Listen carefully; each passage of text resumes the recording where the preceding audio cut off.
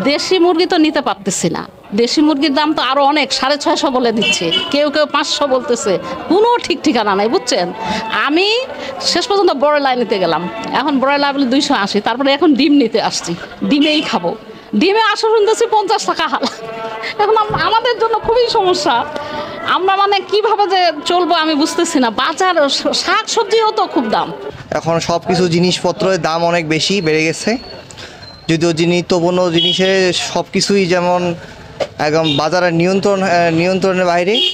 আমরা একবারেই আমাদের ক্রয় ক্ষমতার একবারে বাইরে চলে গেছে, যেটা আমাদের জন্য কাম্য নয়। 420 টাকা দেশি মুরগি। আর হচ্ছে ডিম কিনলাম হচ্ছে 50 টাকা করে হালা।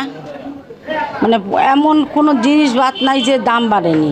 পাইকারি ছিল আমাদের 1100 টাকা কেনা, 44 টাকা কেনা পড়তো, আমরা বেচছি 46 টাকা, আপনার 1150 টাকা বেচছি।